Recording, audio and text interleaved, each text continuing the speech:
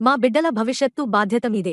గరికపాడు, నిడుముక్కల గ్రామసభల్లో రైతులు ప్రపంచస్థాయి రాజధాని నిర్మాణానికి భూములు ఇవ్వడానికి సిద్ధంగా ఉన్నామని, అదే సమయంలో తమ బిడ్డల భవిష్యత్తు చూడాల్సిన బాధ్యతను ప్రభుత్వం తీసుకోవాలని అదనపు భూసమీకరణ గ్రామసభల్లో రైతులు పేర్కొన్నారు. శనివారం తాడికొండ మండలం గరికపాడు, నిడుముక్కల గ్రామాల్లో ఎమ్మెల్యే తెనాలి శ్రావణ్ కుమార్, ఆర్డీఓ శ్రీనివాసరావు గ్రామసభలు నిర్వహించారు. పొన్నకల్లులో రైతులు అడ్డుకోవడంతో తాత్కాలికంగా రద్దు చేశారు. నిడుముక్కల, గరికపాడు గ్రామసభల్లో మహిళా రైతులు పెద్ద సంఖ్యలో పాల్గొన్నారు. రాజధాని అమరావతి నిర్మాణానికి అవసరమైన భూములు ఇస్తామని చెప్పారు. ప్రభుత్వం నుంచి ఏమేం కోరుకుంటున్నారో గ్రామసభ దృష్టికి తీసుకొచ్చారు.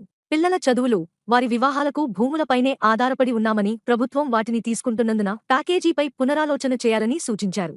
ప్రభుత్వం మారినా అన్యాయం జరగకుండా గట్టి చట్టాలు చేసి రక్షణ కల్పించాలని కోరారు. గ్రామసభల్లో తెదేపా నేతలు గుంటుపల్లి మధు, యడ్లపల్లి సాంబశివరావు, శివరామయ్య, ప్రసన్నకుమార్ పాల్గొన్నారు. అభివృద్ధి కోసం భూమి అవసరం. తెనాలి శ్రావణ్ కుమార్, ఎమ్మెల్యే. అభివృద్ధి కోసమే ప్రభుత్వం భూసమీకరణ చేపట్టింది.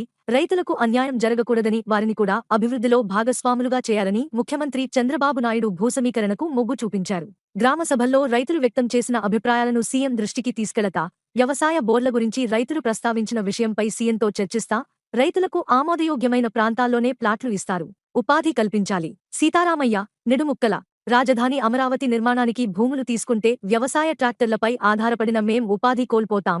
మాకు పని చూపించాలి. భూసమీకరణ అన్నప్పట్నుంచే పనుల్లేకుండా పోయాయి. పిల్లల భవిష్యత్తు బాగుండాలంటే మాకు ఉపాధి అవసరం. కూలీలకు ప్రభుత్వం ఇచ్చే 5,000 చాలదు. ఆ మొత్తాన్ని పెంచాలి. అభిప్రాయాలు తెలుసుకున్నాం. శ్రీనివాసరావు, ఆర్డీఓ, గుంటూరు. భూసమీకరణపై రైతుల అభిప్రాయాలు తెలుసుకోవడానికే గ్రామసభలు నిర్వహించాం. వారు చెప్పింది నమోదు చేసుకున్నాం.